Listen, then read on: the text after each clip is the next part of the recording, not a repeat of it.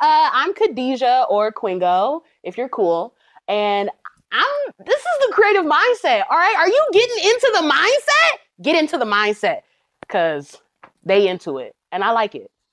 Welcome back to another episode of The Creative Mindset. Today we got a very, very special guest.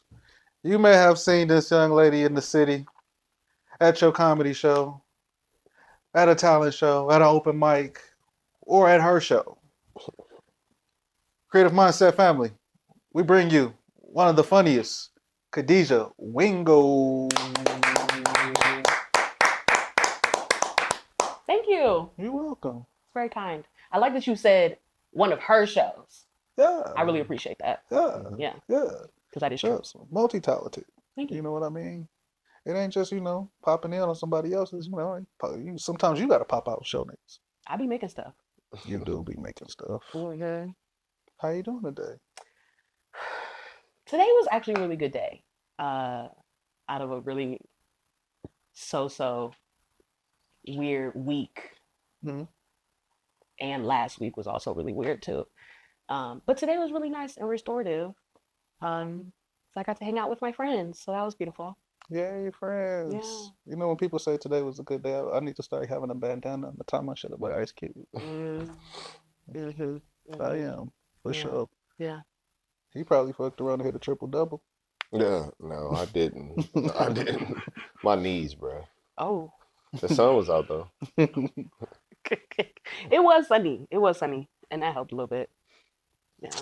So, sometimes our friends tell us what we need to do. Okay. Or even sometimes family. Sometimes you just have that calling, and it's like, it's calling your name, and you got to answer. Tell us, why comedy? Wow. And when did you start? So, originally, I was really obsessed with, like, acting and, like, theater in general. Mm-hmm.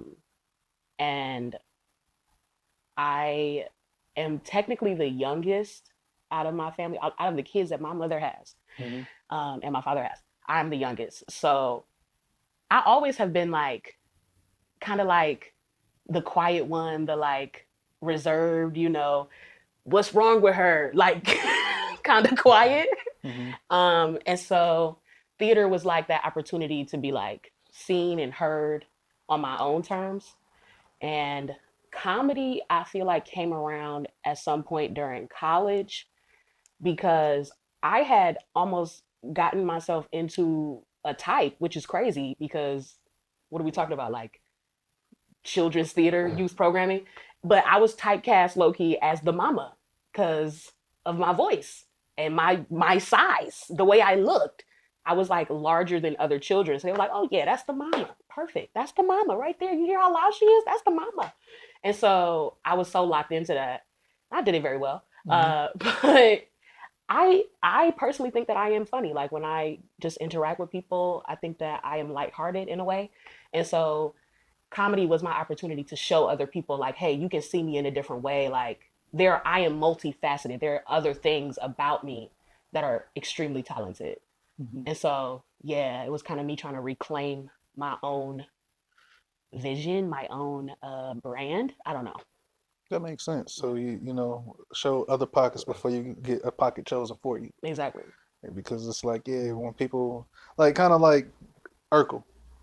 When you see Jaleel White, you know what I mean? It's hard to take him serious. Exactly. A little bit. And that's why we never probably seen the dude on Family Matters, Waldo, ever again. Because no matter what he played in, all I could hear is, okay, cool. Yeah, that's tragic to me. So end up like that. So who's your inspiration, or what was it that you seen that had you gravitate towards theater? Because I loved Romeo and Juliet when public school system introduced it to me, but Okay. I ain't want to get on stage. I also really love Shakespeare when it came to us when we were kids or when we read it. But I fear the reason why is actually way more corny. I was obsessed with That's So Raven on Disney Channel. Okay. And I was like, literally, that's me. Like, literally, everything about this girl is me. I'm going to be her, period. And so I think that I was trying to be Raven Baxter for a good portion of my life. Oh yeah, I don't think it's corny because I think it's a little embarrassing. I watched Raven on TV. I Yeah, mean, I ain't want to be Raven. right, It'll be exactly. different, but I wanted to be going back to him. I wanted to be Stefan Arkell. Okay, okay, That nigga was cool as fuck. yeah, Mhm. yeah. Like when that nigga came on, you do all that shit. Stefan Arkell was that nigga. We hated to see him go, Yeah, even at the house. Kale had gravitas. Yeah, what? Gravitas? Come on. Like Riz. Oh, yeah. Hmm. I ain't know that. You had to say that to him, man. I'm the brother with the words. Yeah, you be knowing the words. I ain't saying that I have a small vocabulary, but I ain't never heard that one right there. I think I just watched too many movies because I don't read that many books. Okay, what's your top 3 movies? Top three movies: Mhm. Beauty Shop.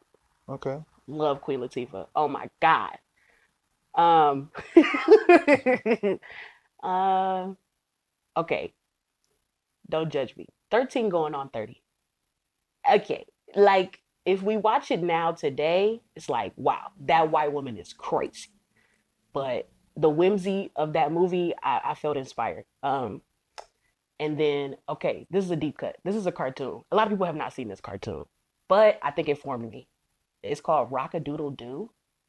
Oh, I've seen that. Oh, the That sinking movie is so chicken good. where That he movie is He goes was to so like like good. Elvis. Vegas and they had to go find him. Yes, Yeah, I had that on cassette, like a episodic, VCR. man. VCR. Explain that one right It was an there. epic. It was a Like great film. he literally, it was like a what is it called? Like coming of age, kind of like It's, making it's almost like a whatever. Motown story Yeah, but because at he the same came from the time, slums for real. yeah, and went to the big city, but then where he came from, they needed him back, Hmm. and the entire farm had to go to the city.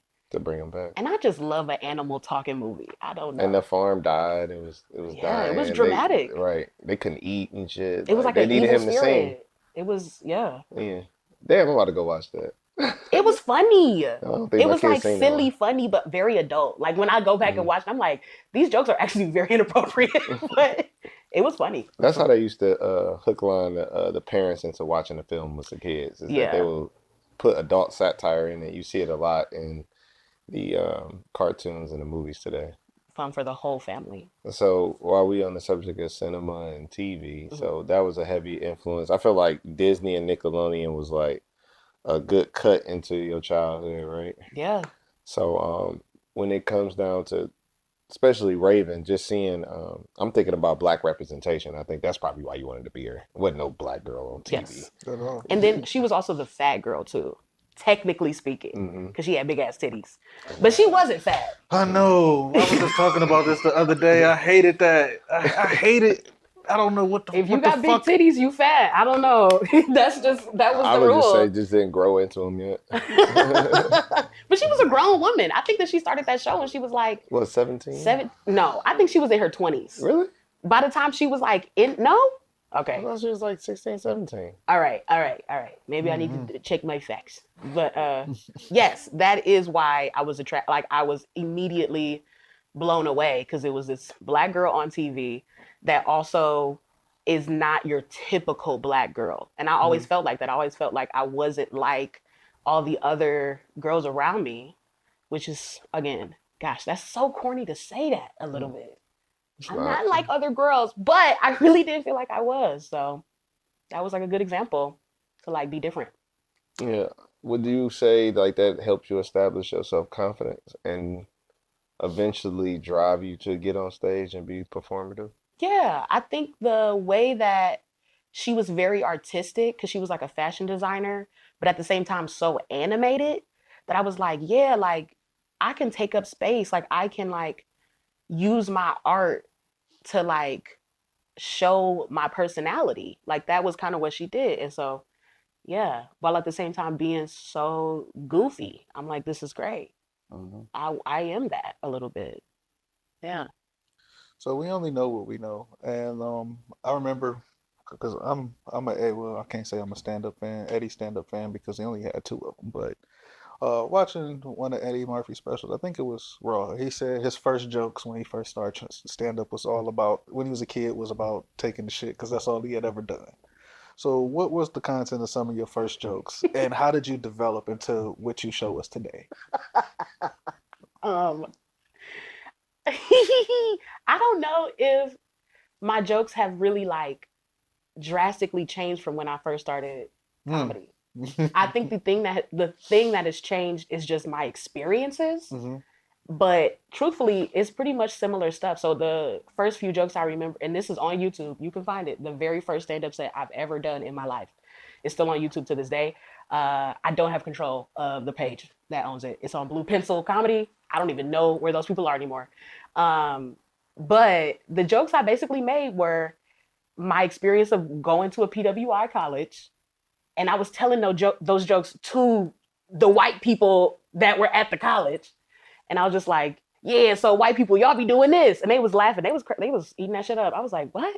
So confused by that. But yeah, stuff about my just daily life experiences because I feel like crazy things constantly happen to me. I'm one of those types of people where people will just walk up to me and start telling me their deep like confessions unprompted. So odd things constantly happen. And then I remember,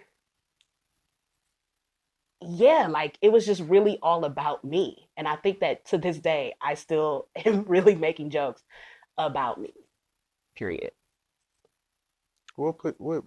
Hmm, that's interesting.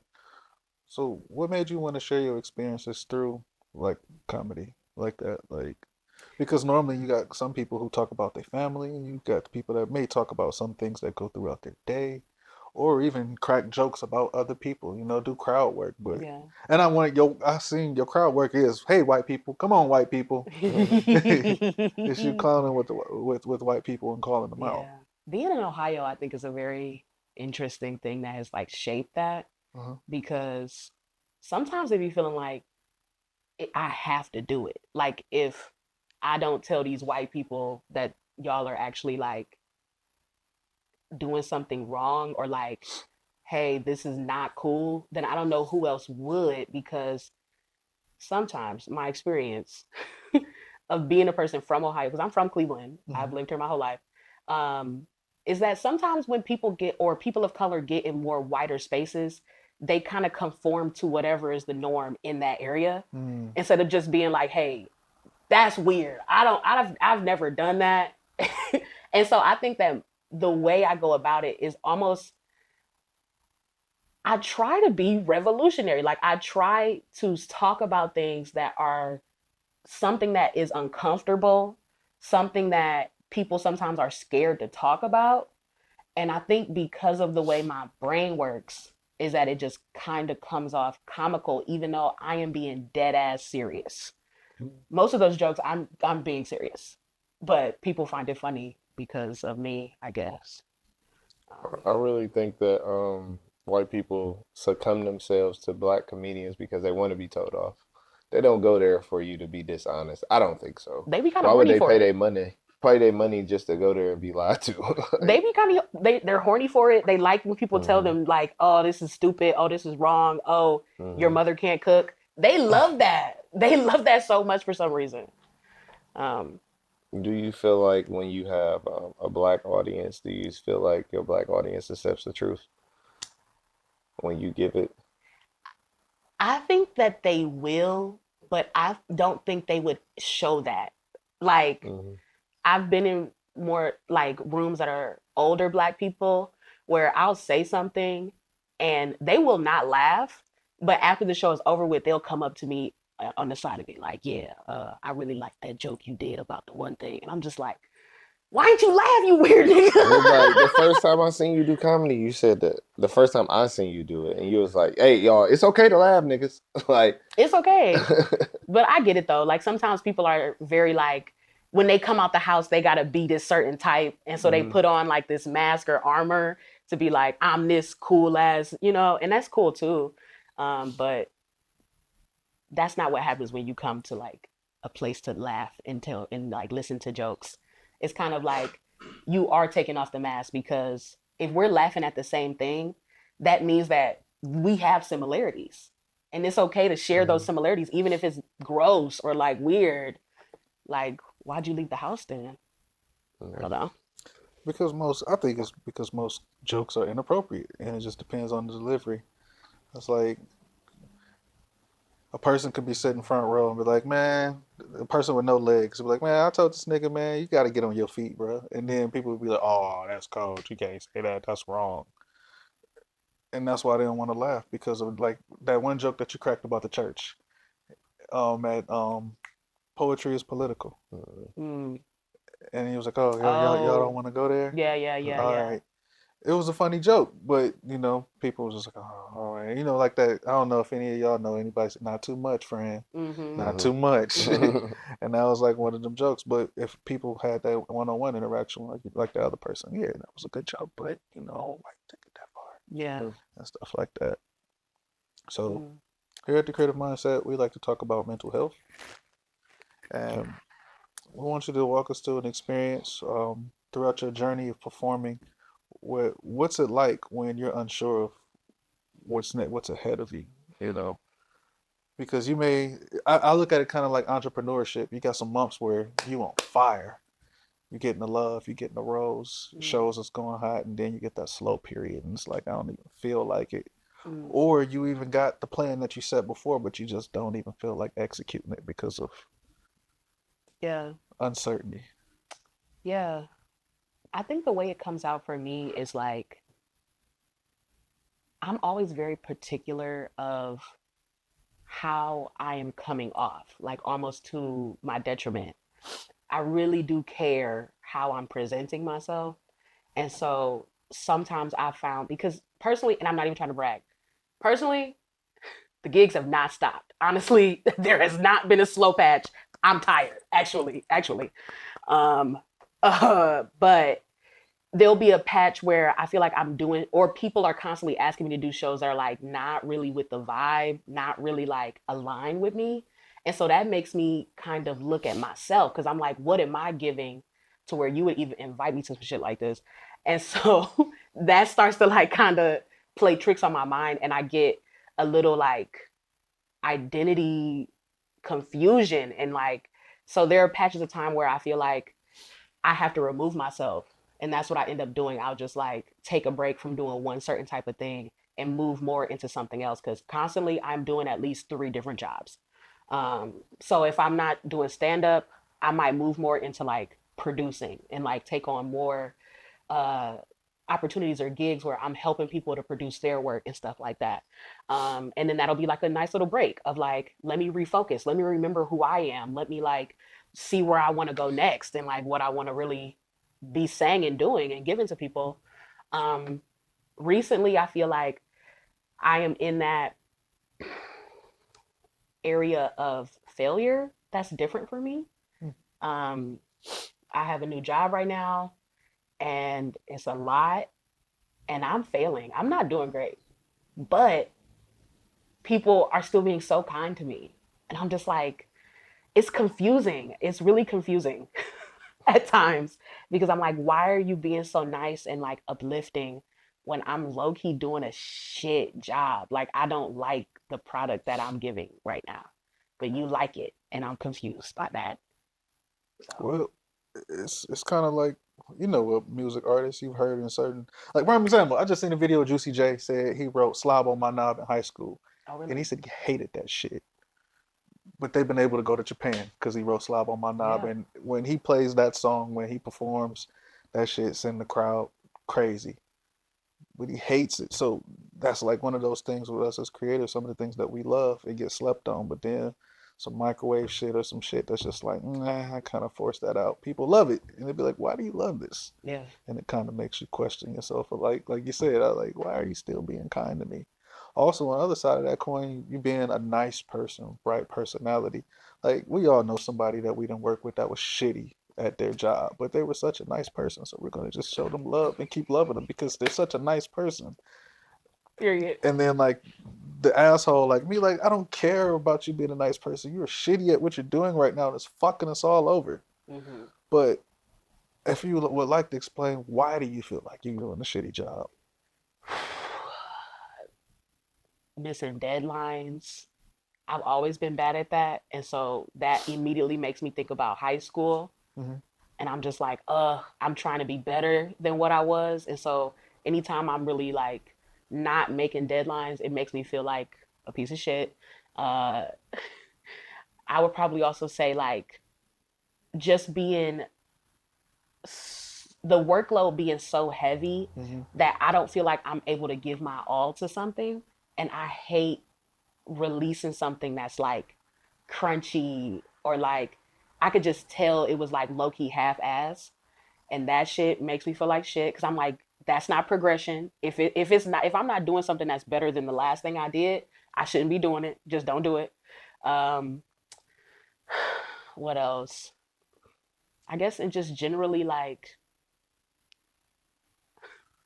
daily life struggles. I don't have a car anymore.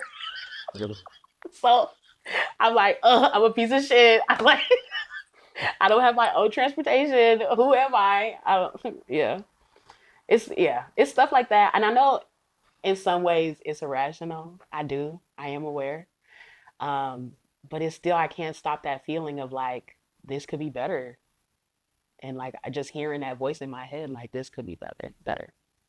Yeah. I don't think that's irrational. Mm. I think we all identify ourselves by transactional value, Mm. what we trade for affection, praise, confidence. Mm-hmm. So it's just like the acknowledgement that you are just here, that got to be enough for right now. But you know that you need to step it up in whatever regard. But here's the lighthearted shit. So you passed your 90 days yet?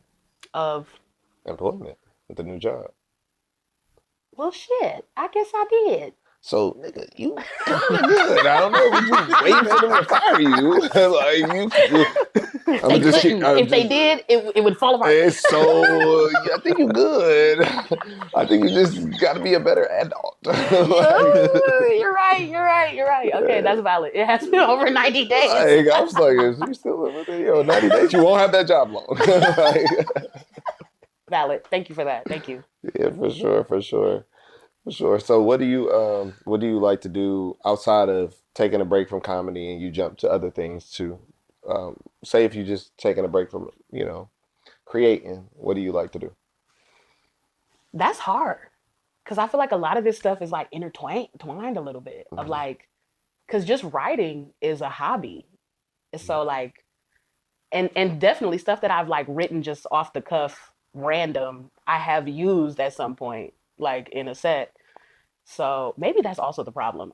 There's no true separation. That could be it. Because all this, like, I making theater is fun. Like that really is like a fun thing to do. Whether it's like present it to people like a live like kind of thing, or if you're just doing like games with people that you like, that's also fun. What else do I do? I like to make stuff. I haven't been able to make stuff in a long time though. I like to get very, very crafty. Uh, I once made my own living room furniture during COVID, Nice. just because I was that thirsty and wanted to do that. And I did. I made a couch and a chair. I did. Um, and that was fun for me. Yeah. I like to be out in nature. I love a hike, love a little nature walk. Um, yeah. I love to make soup. What's your Okay. best soup? Right. Oh gosh. Cause I got some soup at home right now. What kind of soup is it? So I made this chicken and dumplings. I went old school, Ooh, but I put the celery and the carrots in it, the onions. I made it in the chicken broth. You know, period. yeah. So I got it together. I Put fucks a with little that. bone broth in there. I fucks with Then that. I got the good club crackers, not the multigrain. I guess be sleeping on the Talking about the green multigrain. I don't. box? Yeah. Yeah. I don't like the white crackers, but the multigrain crackers, Those are good. those are good. Okay. Period. Mhm. I don't think I have like a best soup. I don't think so. Because I really love to just like get a bunch of ingredients and be like, let's just see what happens. Like, Okay. let's just put this all together. How can this become something? Um, I think that's the funnest part about soup is that you really could have nothing or everything and it could still be like really phenomenal. Yeah, I love soup. I feel like, do you, because I always try to find similarities of how our guests live their personal lives versus how they create. Hmm. So, when you're building a set, is that how you typically build a set? You just grabbing You're shit and fucking cooking. What the heck? I don't know. He um, always say like I'm the analyzer, so I listen to the guests and then I just kind of this is very helpful. analyze. This Then is I don't want helpful. it to become a therapy session, but I can't afford it, so thank you. I don't have no money, so whatever you gave, I will be. I am very unemployed. Respect. But yeah, that actually is very much the way I like to make art. I like to have different kinds of people all come together Yeah. that wouldn't have come together, or most people wouldn't think you're supposed to put this together. And I do that with food as well. I do love to put some crazy shit together. Mhm. Um, yeah. Whoa. That's groundbreaking. I'm sorry, you really just unlocked a part of my brain that I needed to have that connection to make it make sense for me. Yeah. So when I watch a comedy, it's kind of like you can have multiple bits and within whatever subject that you want to take on, you can have a bit lead to a bit to a bit. Hmm. But I can see you making like a long special. That's what I was saying. Like, how would you do it, and what would it be about for you? Yeah. So my most recent experience of doing that was when I did Funny Feast at Dunlap's. It's 30 minutes. Technically, it is a special. It is. Um, and the way I went about constructing that was big picture, just review all the jokes that I had written because I do not like to do the same jokes over and over. I write new jokes basically every time I ever get up and do something. At this point, I've kind of slowed down on like new jokes every single set, but it's definitely you will not get the same set twice. But anywho, I overarched looked at all the jokes that I had written for the past like 3 years, and I was just like taking out bits and pieces that were really really good, and then once I had like the favorites, I took a look and like what does this mean about me, and like who am I if you're just looking at the voice of these jokes. And then basically it was like you're like what I got from that was like you're very queer, you're very like ranty, like you like to get mad and like Mm. yell about some shit, and uh you're a silly goose. And so I like plugged in either new things that I had written, like most recently, right before the special happened, or things that I had written a long time ago that I haven't talked about in a while that just fit within that picture of queer, silly goose, angry bitch. Mm. And that's kind of what ended up happening. Do you go? You want to go, bro? I was just about to say. So a lot of comedians they do workouts, where they work on jokes, they present jokes, and then they build on them. Do you completely eliminate that process? It's hard to do that in Cleveland, personally. Or at least I believe that is so. Partially because there are not a lot of other Black women Mhm. that are doing these open mics. So for me, I I write jokes. I'm not writing jokes for everybody. This shit is specifically for certain groups of people sometimes. And I mean, like anybody can laugh at it. It's not like I'm gonna say, hey, you're not a Black woman. Why are you laughing? But I have done that. And so it just Mm. going to open mics that are mainly all straight white men, it can only go so far. They can only give me but so much feedback that's actually helpful for this to be like improving the comedy. Mhm. I have been on stage since I was a kid. So the stage presence thing, I don't need to practice that. And I think that's a part of a lot of like when you first start out in comedy, you got to build your own confidence like on stage of like, this is me talking to people I do not know and I can be comfortable.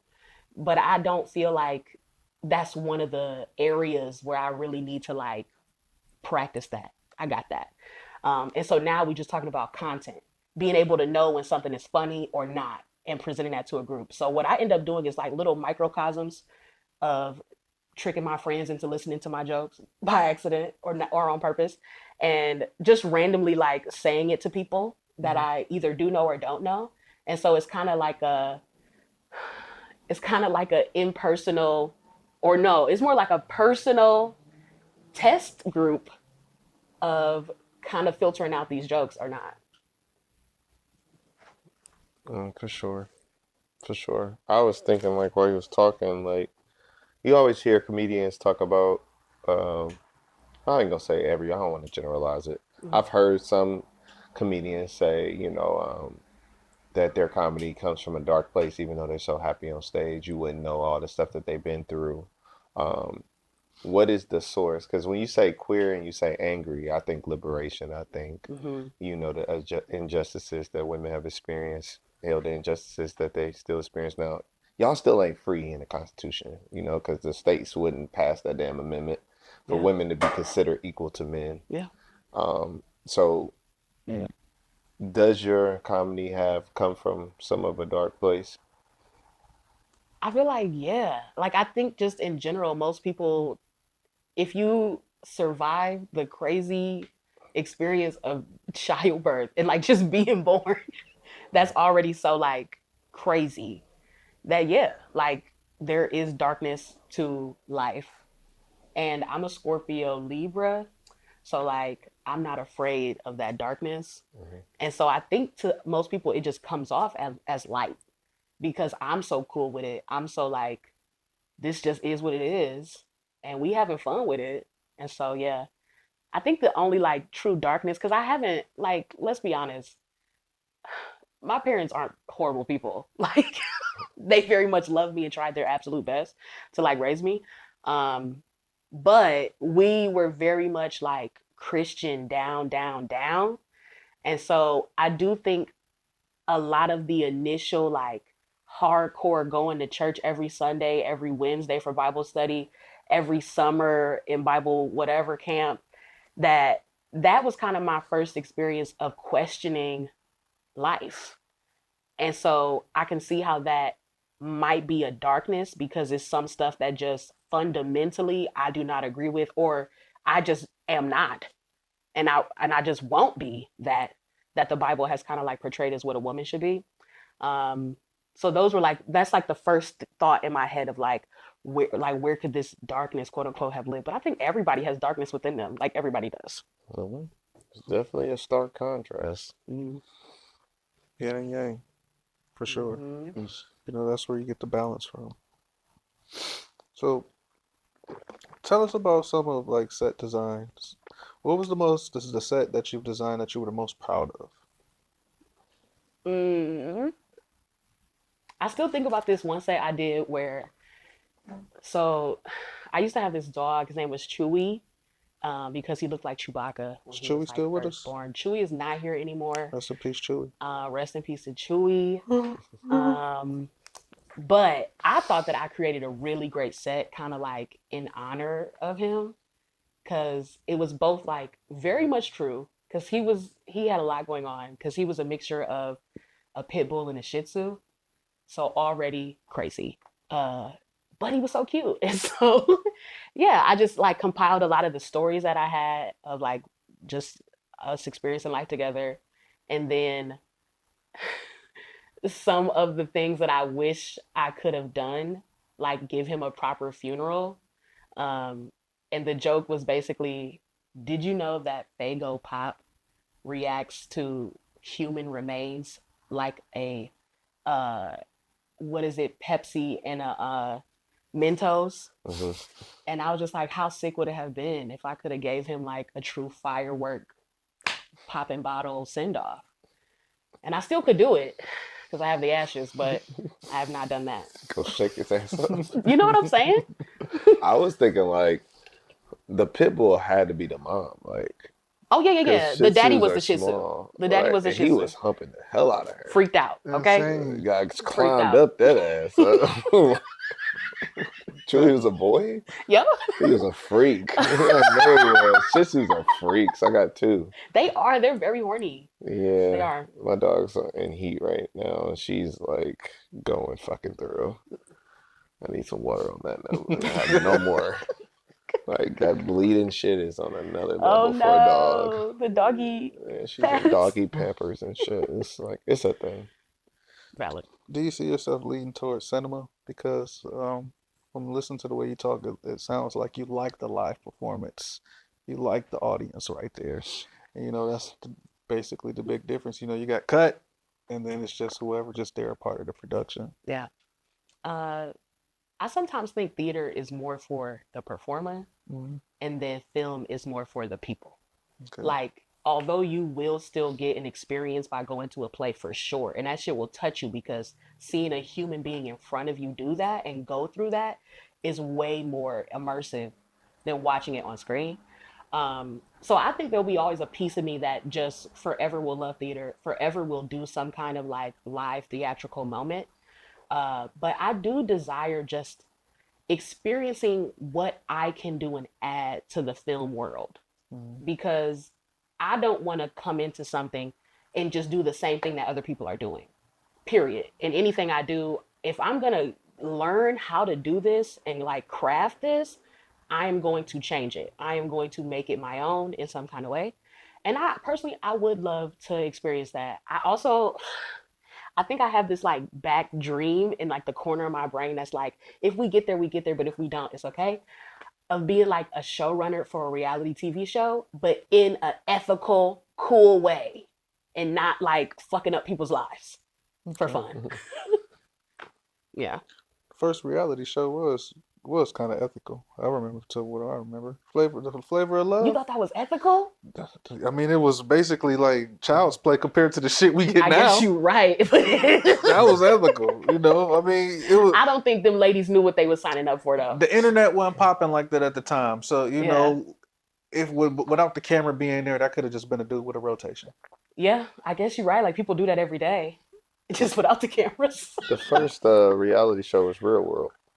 That is Oh, true. oh, I Yeah, forgot and That all that is about was true. that. super ethical. At least the Yeah. first season, because they Yeah. had a lot of different scenarios, and they wasn't And it trying was to just exploit documentary. Oh, anybody. yeah, Because real it was world people and just road living. rules. I forgot Yeah, about that's white people. You don't even look yeah. at white It people. was I white Right? people don't, but on I Real do World. It know. was the token, You and they said used to the always try and make that nigga seem like he was crazy. But when you look at like the older versions when it was in New York, Mm. it was people just literally going to work and living. Like they weren't, it was no kind of like forced like storylines or anything. It was just mm-mm. literally niggas trying to survive in New York. And that Yeah, was it. Well, not niggas, and but like some black people were there. I forgot all about that. yeah, Yeah, I Real ain't World never was watched it. That different. shit was on MTV. My sister used to watch that shit. I just know. I just watched a documentary about reality shows a while ago, and I just instinctively remember Real World was one of them. Was the first one. Well, yeah, that and Big Brother. I forgot all about that. Yeah, But I Big got hip Big to that Brother. Brother. as an adult, though. I never even knew that show was as old as it was. Because it's not fun for kids. It's kind of boring a little bit. Yeah, for sure. You younger watching that. So when you say you want to add something new to the space, what are you thinking? Because I have a dream that I want to do a movie as well. Uh-huh. And what I think is missing from that space is rom-com. We do not Okay. have black rom-coms anymore, and I think Mm. about like Two Can Play That Game and shit like that, and Deliver Us from Eva. Mhm. Like them are like powerhouses when we were like growing up. So what do Lord. you think is missing from the space? Because, as a typical black male from the neighborhood, most niggas that's gonna make a movie is just gonna always be some shit that got to do with robbing, shooting, killing, stealing. It's gonna be some dumb shit, Mm. and that's where I feel like it's oversaturated. So Street life. I can just Because some of them people don't even be like from whatever. I can see The street. I could just talk to my niggas and my cousins if I want to see street life. I don't want to watch this on Tubi. Like Street life. I want to watch that shit. That's why I went to Yeah, college. heard. Um, that's a great question. I think I'm still kind of I'm still forming what that is. But no matter what, I'm gonna always bring myself, the queer energy of like this doesn't have to look so super heteronormative with like most of the things that get made like film wise unless it's very specific like this is a story about two women that love each other, and even then sometimes that shit gets very heteronormative and it's like who is really telling this story anymore. um I think also bringing back the, well, it's not even bringing back because some people definitely engage, but the like obscure weirdness like think like A24, but like everybody black. You know what I mean? Mm. It usually with like black film, like it don't get weird the way I'm really trying to get weird. Um, so that kind of like mind bending, kind of like I'm not really sure what is actually happening here, and that's okay. And we actually never find out actually, and that's the film. Period. That's the end. I'm into that. Do you when we talking about films and changing the landscape, have you ever seen Noah's Ark? I don't think so. Nobody seen Noah's Ark? Noah's Ark? Not the actual Noah's Ark. It was No. a show with a whole bunch of gay men. It was called Noah's Ark. It was Hmm. back in the day.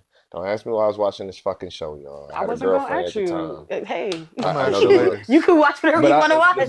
but the point of the show was you know all these and they were all men of color, Okay. Hispanic, Latino, whatever, and they was all going through their experiences as being homosexual men. I think that representation for queer women is not represented in the sitcom space on TV and Hmm. has never been done. So that could be something to consider. Okay. You know, something like what's that show that everybody liked by what is her name? Damn, I forgot this woman's name, Is it a but black woman? yes, black Is producer, Issa Rae? director, Issa Rae. What's the show she got? Oh, Insecure. They need to do like one of those for queer folk, I would and be that into bitch a that. hit. It would I'm go sure it crazy. will. I was gonna And I mention. feel like people are doing that. Like when I think about the other people that I've just met personally, like in film, like the independent film sphere is very dynamic. It's just like what is shit that breaks through to get like that universal appeal. That's like really complicated and hard, which I don't know. I still go back and forth on like if that even means anything to me. Because Hollywood is so fucking sick. I'm Mhm. like, do I even want to be liked by these people? Like, oh my God, No, right? just want to be paid by them. I would Yeah, like the money. I That's would it. enjoy that. because I, niggas wa- can't keep working for free. Okay. I was gonna ask about Euphoria Mhm. because that was like a show where I felt like that, like what is happening here? But Mm-hmm. at the same time, I loved the way it was shot. The dialogue was very interesting. Made me feel like I was in the 90s. Really? Yeah. Did it? And it was very present time. That's funny. I It feel like Yes. the was way they colored it definitely gave very like that like 90s weird gray. 90s. Yeah. The clothes was very 90s, but Mm-hmm. everybody has cell I was phones, about to say Mm-hmm. that's what the touchscreen. kids is doing now, though. Yeah. Very 90s Mm. like. Yeah. But that was a show that it kind of it was like college, but in high school, Mm-hmm. and but very current.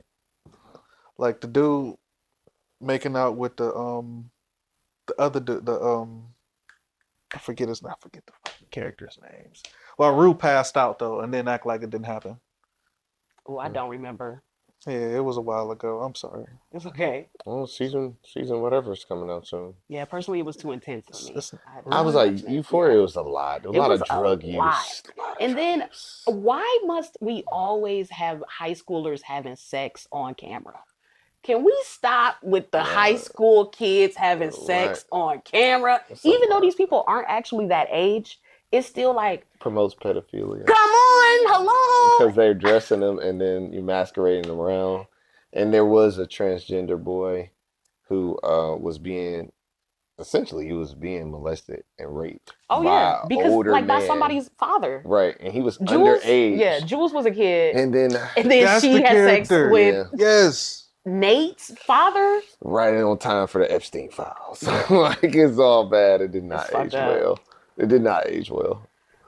So yeah, it was too So much for me personally. I agree because I had battle. Sometimes I gotta finish stuff just because from a When you writer's started, I yeah. write, so it's like from a writer's standpoint, I want to see where the writers were going with the story Hmm. and the character arcs and all of that stuff. But it was definitely cringy a lot. And so I feel you with the kids on camera shit.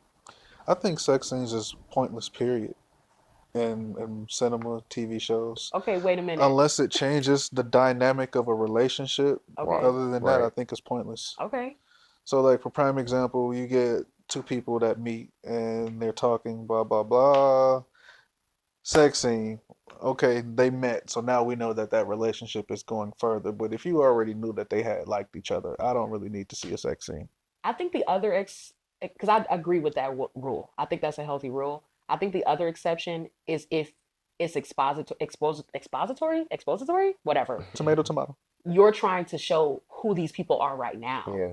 Like that can also be very telling because it makes me think about what was it called? Uh, it was the one Asian independent film, Parasite. That was good. I like that.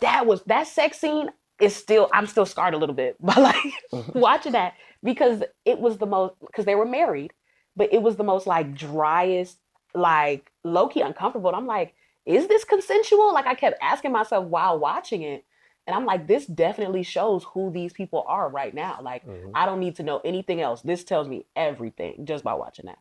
That's a healthy rule. I like that. Appreciate that. It's like 'Cause- sugar and spaghetti. I mean, it's sweet, but you don't need it.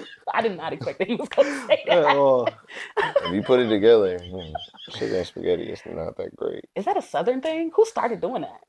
somebody who had diabetes. Oh, well, they definitely got it after People the still sugar and eat sugar and spaghetti. spaghetti. Watch the comments. People like that. If we clip this, let's watch the comments. It'll be a actual viral clip. Sugar and spaghetti. We talk about all type of amazing things, but sugar and spaghetti. Yeah. So we did talk about a lot here. We did. How It do was you fun. feel? I'm having fun. I'm glad you're having It fun. was fun. I had to hit you with like icebreakers because pre-camera talk.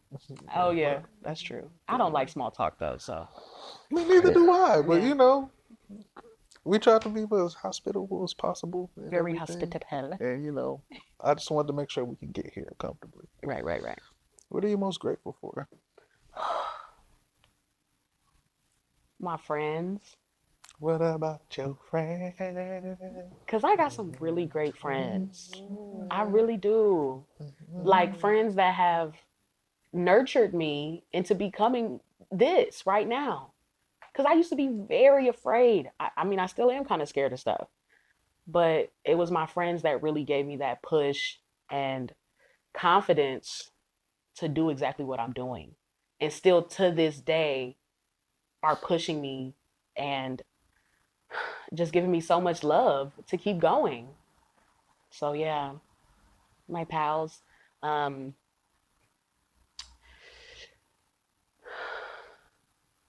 my parents, uh, even though they don't oh, they don't show up exactly how I wish they would, how like in my dreams, how I wish they would.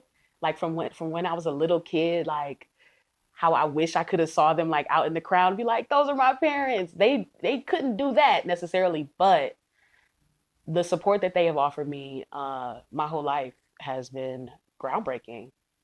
Um, yeah. Um, what else?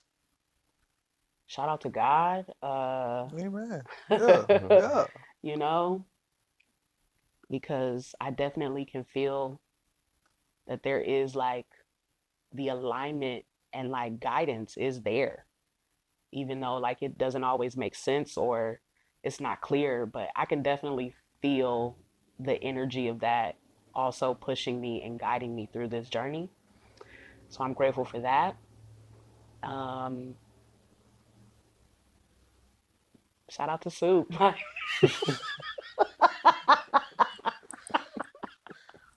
Yeah, I'm grateful for that broth. Yeah. Shout out to Soup. I can't follow that, bro. I don't have no final question. Let that be. Okay. So before we get up out of here, tell the people where they can find you, how they can book you. You can follow me on Instagram at Free Quingo, Kwingo. It's a mixture of my first and last name if you are slow. And yeah, literally my email is on there. So like if you're serious, you can just email me. That's cool too. Creative Mindset Family, Kadijah Wingo. There we go.